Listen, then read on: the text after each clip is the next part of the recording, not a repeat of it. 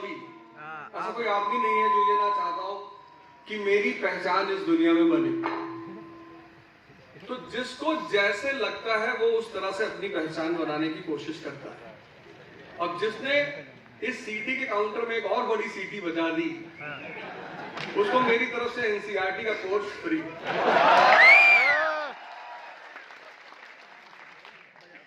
खैर, मैंने इस प्रोग्राम का नाम रखा डोर, क्योंकि बचपन में हम सब ने एक कहानी सुनी, अली बाबा 40 चोर।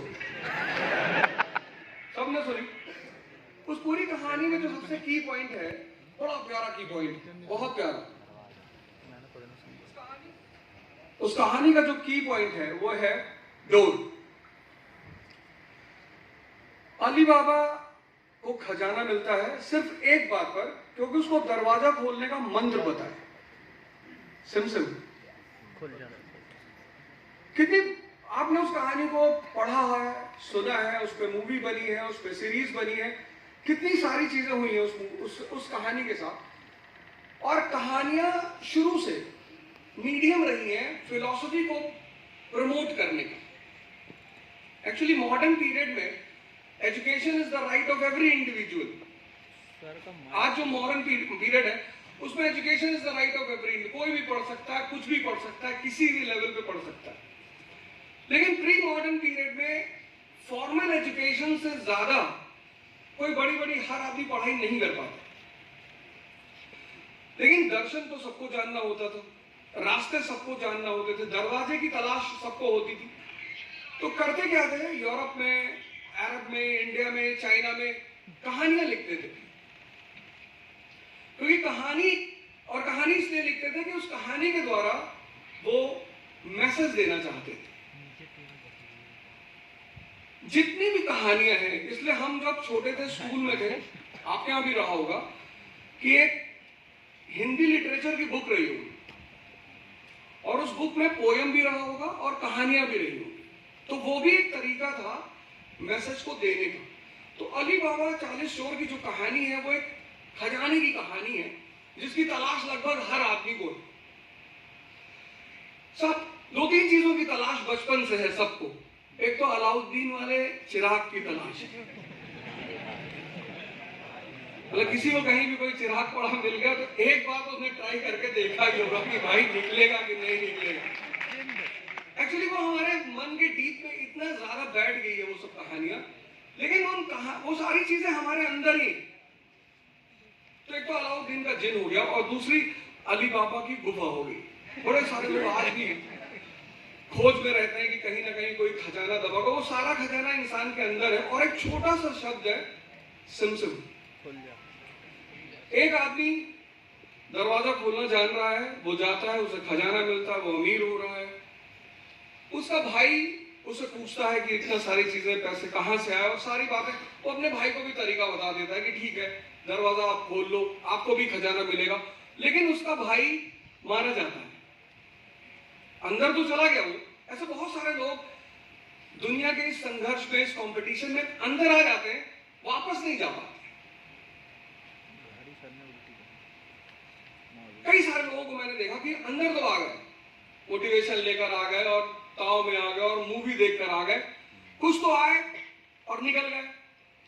सीधी सी बात, उन्हें स्पष्ट दिखाई पड़ गया कि यार रास्ता क्या है। आज इस डोर पर, इस डोर शब्द पे मैं 4 चीजों की चर्चा करूंगा, बस सिर्फ 4 बात। आप में से बहुत सारे लोग तैयारी कर रहे हैं और कोई जरूरी नहीं कि आप आईएएस की ही तैयारी कर रहे हैं, आप किसी भी चीज की तैयारी कर रहे हैं।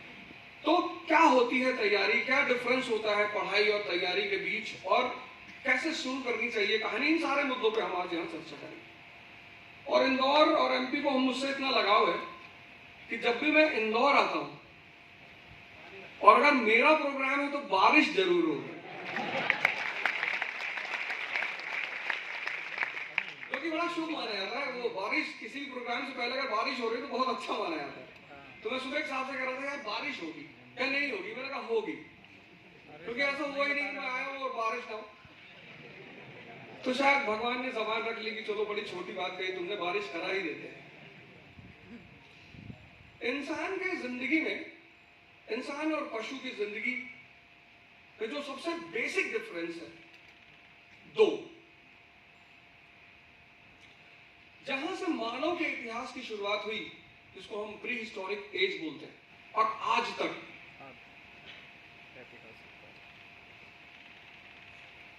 2 डिफरेंस।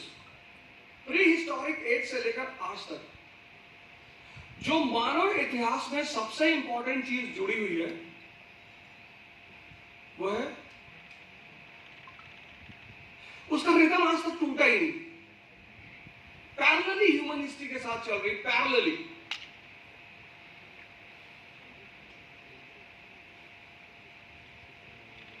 कुछ तो बोल रहे हैं।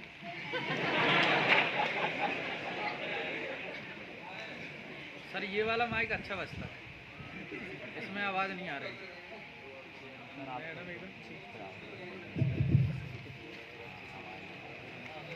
ऐसी कौन सी चीज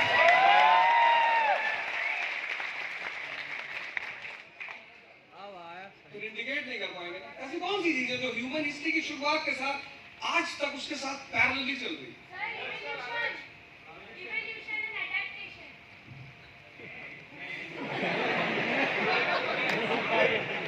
कोई बात नहीं, कम से अरे यार इतने भीड़ में वो लड़की ट्राई कर रही है, मतलब यही कितनी ताली बजाओ उसके लिए।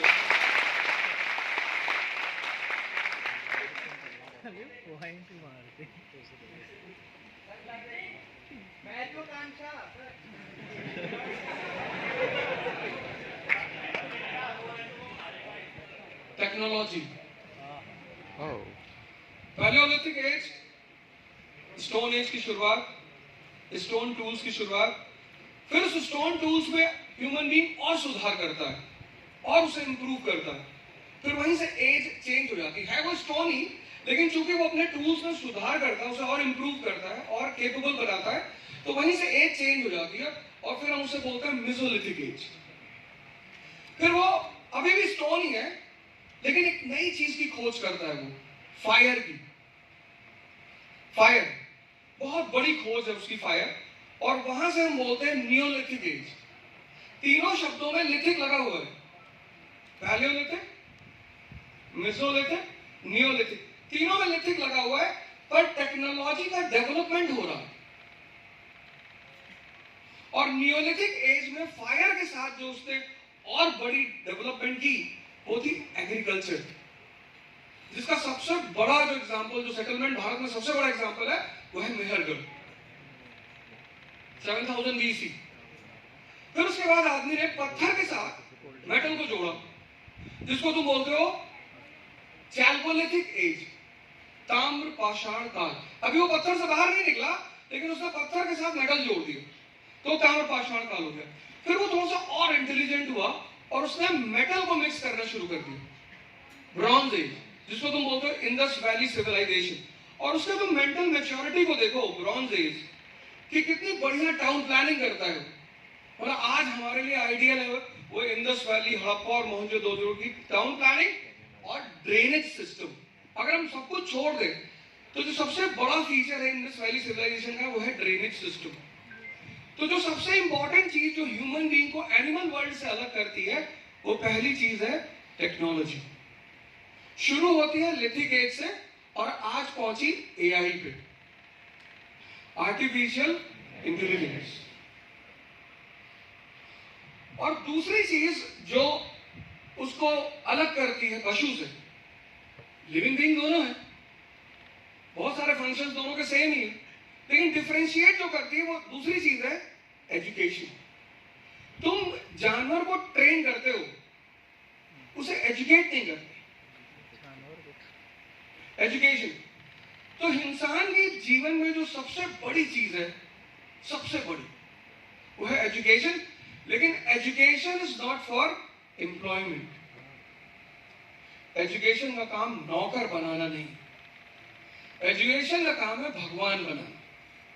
ये माता अहिल्याबाई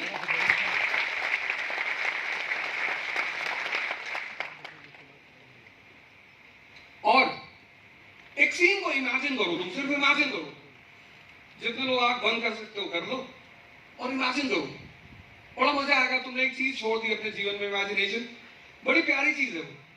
तुम सिर्फ पढ़ने लगे हो, इमेजिनेशन छोड़ दी तुमने, तुम बस आंख बंद करके इमेजिन करो 1946 की कॉन्स्टिट्यूएंट असेंबली। अरे बंद कर लो आंख यार, एक ही कर लो। इतना घूरोगे तो डरेगा ना आदमी। दिख नहीं रहा।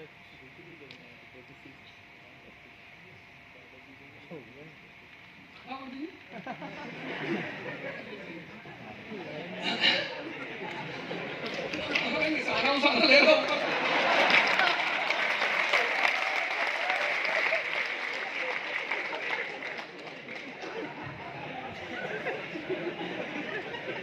पहले ही से डाल।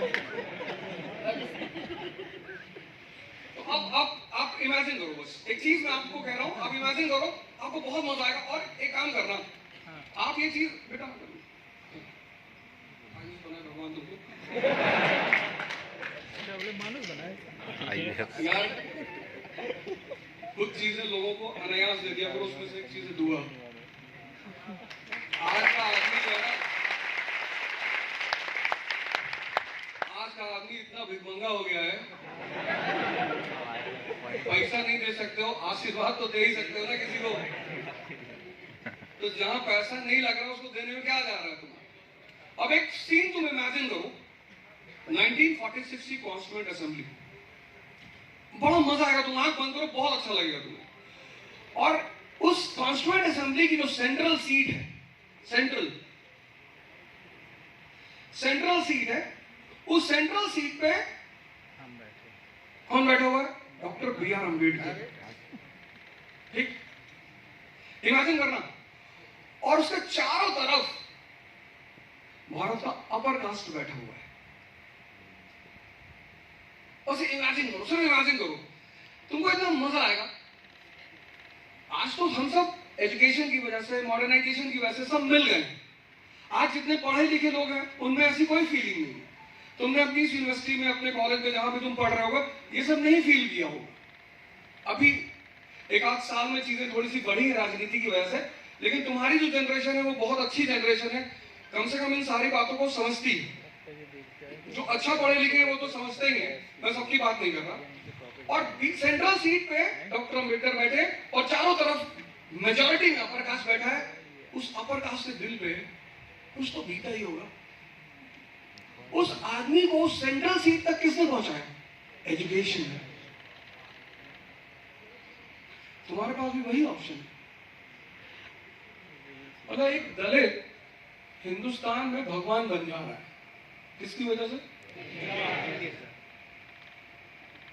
तो फिर उस आदमी ने जो प्रैक्टिकल किया अपनी लाइफ में, तो जब हम किसी चीज का अनुभव करते हैं तो उसको बोलते हैं समाज के सामने। तो फिर उस आदमी ने कहा कि शिक्षा शेरनी का दूध है,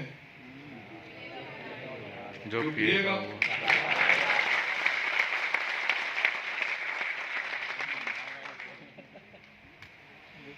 education is not for employment. Doctor Ambedkar साहब थे, उनको स्टैनफोर्ड में नौकरी मिल जाती, स्टैनफोर्ड यूनिवर्सिटी में उनको नौकरी मिल जाती। दो जगह से इकोनॉमी में डॉक्टरेट थी उनके पास, इकोनॉमी में, होम साइंस में नहीं। इकोनॉमी का टीचर ऐसा टीचर होता है जो इतना वैल्यूबल होता है, हिस्ट्री तो कोई भी पढ़ा ले, अवधोजा भी पढ़ा ले, लेकिन इकोनॉमी सब लोग नहीं पढ़ा सकते। राम मनोहर लोहिया मद्रास पहुंचते हैं, पैसा नहीं है जेब में, जर्मनी से आते हैं, मद्रास पहुंचते हैं, जेब में पैसा नहीं है, कलकत्ता आना है, तो पहुंचते हैं हिंदू के ऑफिस में, हिंदू न्यूज़पेपर है ना, उसके ऑफिस में पहुंचते हैं। उसके एडिटर को बोलते हैं, वो एडिटर को, कि मुझे एक आर्टिकल लिखना है वर्ल्ड वॉर पे, 1916 की घटना है। तो बोलते हैं मुझे एक आर्टिकल लिखना है वर्ल्ड वॉर पे। तो उसने देखा ऐसे ऊपर से नीचे तक, गमछा उमछा डाले थे, चप्पल पहने थे। इंडिया का आदमी शुरू से लोगों के कपड़े में बड़ा ध्यान देता, आज से नहीं, पहले से, बहुत पहले से। उसके बिहेवियर पे, उसके बॉडी लैंग्वेज पे बहुत उसका कंसंट्रेशन रहता है। यहाँ जो वैल्यू, व्यक्ति की वैल्यू होती है, वो उसके ओरिजिनल टैलेंट पे नहीं है। नहीं तो अष्टावक्र को देख के दरबार में लोग हंसते नहीं, अष्टावक्र के साथ घटना घटी।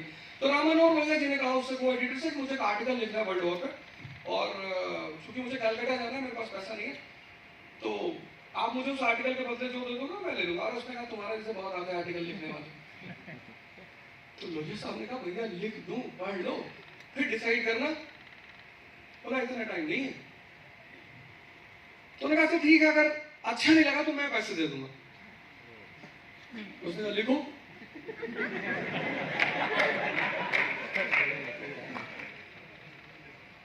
लिख दिया। एडिटर ने जब उस आर्टिकल को देखा, उनको 200 रुपए दिए 1916 में।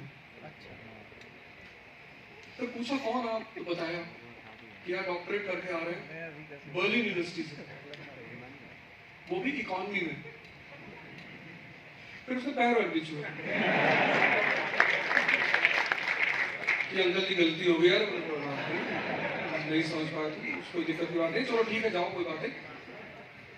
ऐसे डॉक्टर अम्बेडकर, वो जो लीडर्स थे ना 1950s वाले, वो जब तक दोबारा नहीं आएंगे तब तक इस देश का भला नहीं होगा। उनको आना ही पड़ेगा, वही सारे लीडर्स। इसीलिए मैं इस बार चुनाव लड़ने जा रहा था, वो तुम लोग समझ नहीं पाए।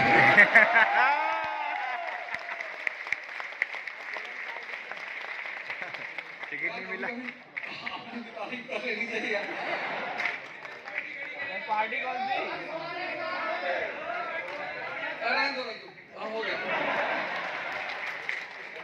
चलो अच्छा ठीक है, साथ तो बाद में ले ही लेंगे।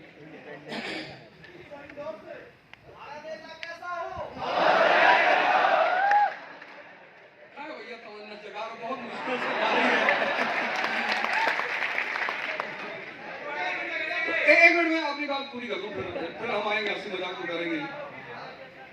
तो एजुकेशन इज फॉर एनलाइटनमेंट। अब ये एनलाइटनमेंट शब्द बहुत बड़ा है, इस पर डिस्कशन अगर आप नहीं करें तो बहुत बड़ा है। हमें सिर्फ एजुकेशन के मोटिव को पकड़ना है कि एजुकेशन होती किस लिए। अभी इतने सारे लोग, अभी शायद एमपी के किसी डिस्ट्रिक्ट में, मुझे एग्जैक्टली याद नहीं है, अभी मुश्किल से 10-15 दिन पहले की घटना है। 7th क्लास की लड़की जो है 14 मंजिल से कूद के जान दे दी। यहाँ के ना, अभी एक घटना है फतेहपुर यूपी में, वहां 10th की लड़की थी, 10th क्लास की, 10th स्टैंडर्ड की लड़की थी। उसके 84 पॉइंट कुछ मार्क्स आए थे 10th में। उसके पिताजी ने उसके ऊपर कि तुम पढ़ने के लायक नहीं हो, तुम कुछ कर ही नहीं सकती, उसने सुसाइड कर लिया। ऐसी न जाने कितनी घटनाएं। एक घटना गुजरात की है, वहां वो लड़की क्लास 10 क्वालिफाई करती है, 99.7% मार्क्स, उसका ब्रेन हेमरेज हो गया। Education is for enlightenment. उसका काम क्या है? एनलाइटनमेंट मतलब तुम्हारी ऑब्जर्वेशन पावर को इंप्रूव करना, तुम्हें रटाना नहीं। अगर एजुकेशन तुम्हें चतुर्लिंगम बनाई तो तुम चमत्कार का बलात्कार कर डालोगे।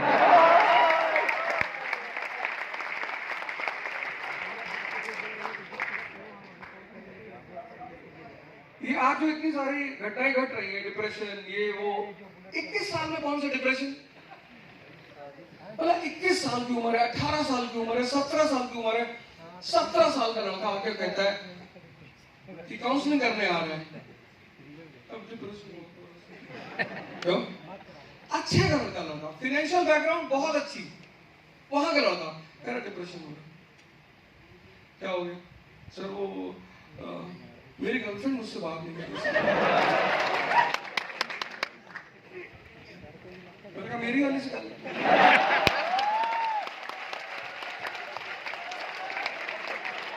मेरे पास 17 में नहीं है, मैं 52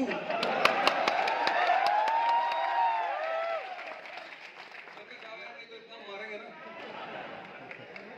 17 इसकी वजह पता क्या? तुमने एजुकेशन की जो पावर है ना, वो जो तुम्हारे अंदर पावर डेवलप करती है, वो ऑब्जर्वेशन की पावर। ऑब्जर्वेशन, मैं तुम्हें 2 एग्जांपल देता हूँ। बुद्ध, एजुकेशन से बड़ी चीज है ऑब्जर्वेशन। हाँ, उस ऑब्जर्वेशन को डेवलप करने का जो मेन मीडियम है वो एजुकेशन। अगर बिना एजुकेशन के वो ऑब्जर्वेशन डेवलप हो जाती है फिर तो बहुत अच्छी बात है, फिर तो कोई दिक्कत की बात ही नहीं।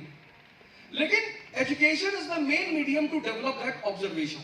मैं सारे एग्जांपल्स दूंगा, नोट करना उसे, और जितने लोगों को तैयारी करनी यहीं से शुरू करना। फिर से मैं अपने स्टेटमेंट को रिपीट करूंगा कि एजुकेशन का काम है एनलाइटनमेंट। एनलाइटनमेंट का मतलब है improvement in the observation power of a person. लेकिन ऐसा नहीं कि जितने लोग एजुकेटेड हैं सबके पास ऑब्जर्वेशन पावर है। No, education is the big medium to enhance the observation power. It is not the only medium. You can have it by birth. There is all possibility that you can have a good observation by birth. Example I give you, Kabir. अब बुद्ध और कबीर दोनों लोग enlightened हैं. महात्मा बुद्ध और कबीर दास जी दोनों लोग enlightened हैं. Buddha is from a royal family, well education मिली, बहुत अच्छी एजुकेशन मिली, राजा के परिवार के हैं और ऑब्जर्वेशन बड़ा प्यारा है. उनका जो 4 नोबल ट्रुथ है ना, वो किसी शास्त्र का थोड़ी है कि उपनिषद में लिखा हुआ था. नहीं, वो किसी बुक का नहीं है. The 4 noble truths of Buddha does not belongs to any text. It's simply an observation. 4 आर्य सत्य. पहला क्या है? The world is full of sorrow. संसार दुख में है. उन्होंने ये नहीं कहा कि संसार दुख है. अगर वो कहते संसार दुख है फिर तो खुशी पाने का कोई चांस ही नहीं. उन्होंने कहा संसार दुख में है. The world is full of sorrow. फिर दूसरा स्टेटमेंट वो देते हैं, ऑब्वियसली बात है, क्वेश्चन तो बनेगा ना कि क्यों फुल ऑफ सॉरो, क्या वजह है. तो उन्होंने कहा लस्ट, तृष्णा. डिजायर शब्द का इस्तेमाल नहीं किया उन्होंने. डिजायर तो बहुत अच्छी चीज है. तुमने फिजिक्स में एक नियम पढ़ा होगा, मिराज. अभी जब मई की दोपहर होती है तो लगता है कि सड़क पे दूर पानी पड़ा होगा, पर वहां पानी नहीं होता. तो वही बात बुद्ध कहते हैं कि मिराज जो है, तृष्णा, बहुत लोग डिफाइन करते हैं इसको तो बोलते हैं कि बुद्ध कह रहे हैं इच्छा नहीं करनी चाहिए. अरे पागल, इच्छा नहीं करेगा तो आदमी जिएगा क्यों? करनी ही चाहिए. लेकिन आदमी जो ये सोचता है ना कि मुझे बाहर खुशी मिलेगी, वो तृष्णा है. जो सोचता है कि यार मर्सिडीज आ जाएगी तो मैं बहुत खुशी हो जाऊंगा दुनिया का 2 दिन, ये जो तृष्णा है ना, ये जो फील होता है. अब इस बात को शंकर, बहुत फेमस फिलोसफर है इंडिया के, उन्होंने अविद्या को समझाया, इग्नोरेंस को समझाया. बहुत बड़े फिलोसफर, उनको अच्छे अच्छे लोग पढ़ते हैं तो डिस्टर्ब हो जाते. बहुत बड़े संत है, महात्मा है, फिलोसफर है शंकर. उन्होंने इसको बहुत एक्सप्लेन किया, बहुत डिटेल में एक्सप्लेन किया, बहुत जबरदस्त तरीके से. मतलब आपको सिलेक्शन के बाद, नौकरी मिलने के बाद मौका मिले तो कुछ लोगों को जरूर पड़ेगा, उनमें से एक ये भी. लेकिन जब कबीरदास जी इसको डिफाइन करते हैं ना, इतना प्यारा डिफाइन करते हैं कि कोई भी समझ ले. उनसे जब पूछा गया कि ये माया क्या है, माया, तो बोले माया छाया एक सी बिरला जाने को. बोले ना छाया है ना, शैडो, ये जैसे मेरी शैडो बन रही, अब है तो दिख तो रही है ना, और है नहीं. चक्की देखी चलते हुए कबीरदास जी ने. अब मैं देखो ऑब्जर्वेशन का इंपॉर्टेंस देखो. तुम यार इतना गलत काम करते हो ना, तुम पढ़े जा रहे हो, पढ़े जा रहे हो, पढ़े जा रहे हो. सर कितना पढ़ ले, सर कितना किताब पढ़ ले, 4-5 लाख पढ़ लो. मैं हिंदुस्तान का एकमात्र कोच हूं जो पढ़ाता नहीं.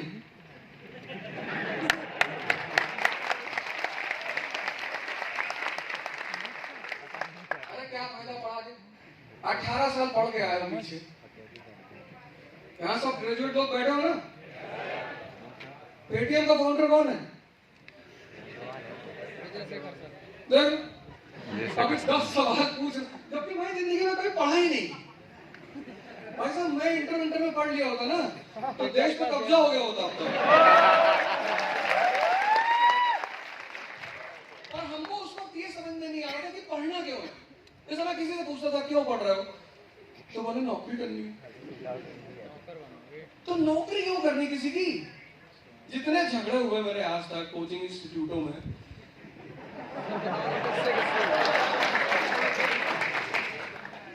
इसी बात पे हुए. अगला आदमी कहता था मैं बॉस हूं. मैंने कैसे चला लेते हो? कहे नहीं. तो तुम कैसे बॉस हो?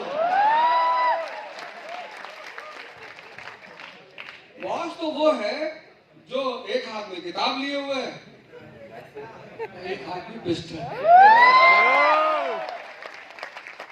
तुम कहे के बॉस हो और बदतमीजी करो। बदतमीजी पलाचा कहते हैं ना, कहता गुंडाई कर रहा है। कहा गुंडाई अभी तुम देखे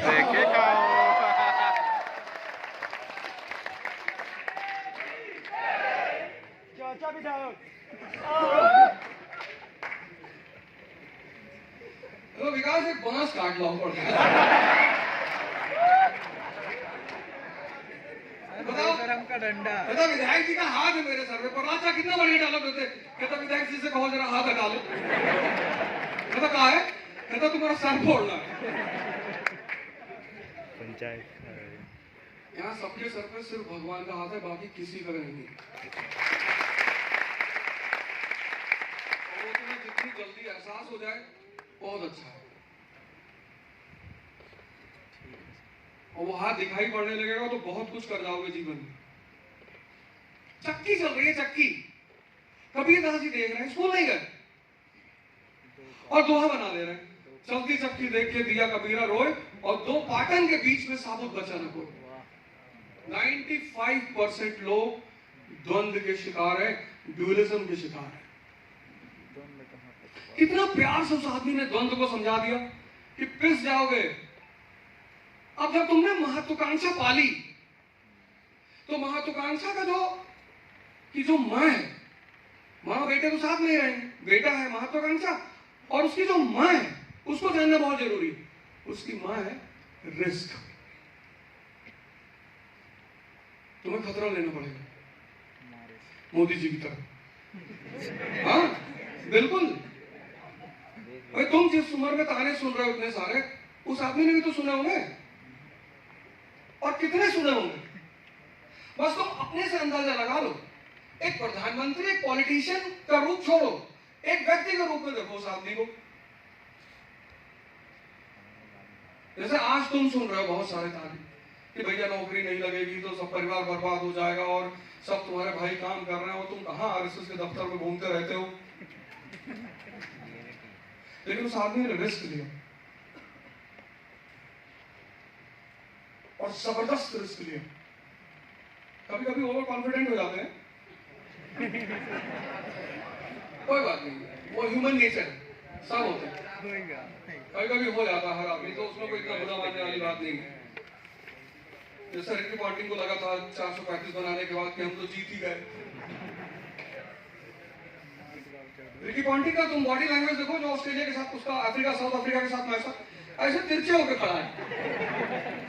कितना मारा हर्षल गिब्स ने उस मैच में। बस ये घटना इसलिए घटती है क्योंकि इंसान को भगवान को दिखाना होता है कि मैं चलाता हूं, मैं ज्यादा मत बोला करो।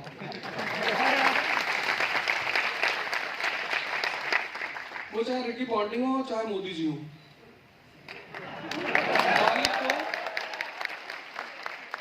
मालिक को बस एक बात दिखानी होती है कि ऐसा अर्जुन को भी लग गया था महाभारत युद्ध के बाद। तो कृष्ण ने कहा कि यार कुछ गोपियां इनको मथुरा तक छोड़ दो, तो बोले छोड़ देंगे। साहब बच के जाना, और बीच में भील वगैरह रहता है। इतने बड़े बड़े सुरमाओं मार डाले, भील की बात बता रहे। तो अर्जुन लेके चले कुरुक्षेत्र से मथुरा के लिए, और रास्ते में भील ने औरतों को छीन लिया। तब उसपे 2 लाइन लिखी कि मनुष्य कछु न कर सके प्रभु इच्छा बलवान, और भील ले गए गोपियां वही अर्जुन वही बात। तो चाहे रिकी पॉन्टिंग हो, चाहे अर्जुन हो, चाहे मोदी जी हो, सबको होश में रहना पड़ता है। भगवान को पता है कौन सी बटन दबाना है। आदमी एकदम ऐसे सीधे खड़ा है कि अंकल काम नहीं कर रहा। वो एक नेचुरल तरीका है। अब ये मैं सोचना कि टिकट नहीं दिया तो मैं भड़ास निकाल रहा हूँ, ये सब कुछ नहीं है।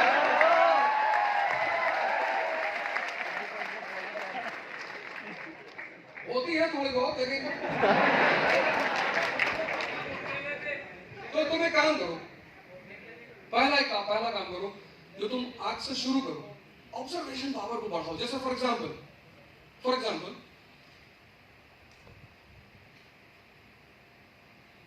1885 में कांग्रेस बनी में कोई बताएगा एक रीजन किन की वजह से बनी? एक कोई आदमी, इस पूरे सभागार में जितने लोग बैठे उसमें से कोई एक आदमी जिसको लगता है कि मैं बता सकता हूं, बस एक आदमी बताओ और एक ही पॉइंट बोलना है कि इन्होंने बनवाया।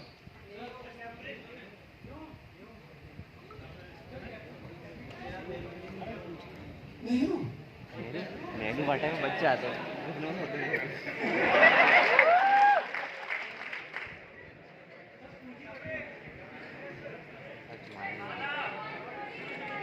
अरे वो तो कॉन्स्पिरेसी थी, तो उसकी बात कर रही हूँ। ऐसा नाम लिया तुमने राहुल जी का। उस आदमी ने एक एग्जांपल सेट किया कि कोई किसी को कितना भी गाली दे, अगर उसके अंदर जज्बा है तो वो कमबैक मारेगा।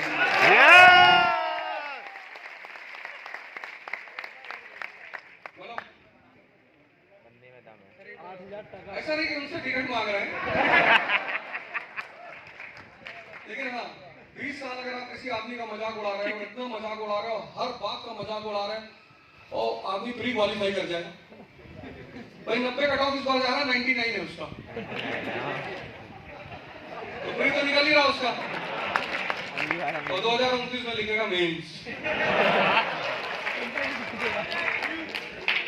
अब इंटरव्यू पहुंचेगा कि नहीं, हमसे थोड़ी राय ले ले तो मैं कुछ बताऊं, लेकिन अब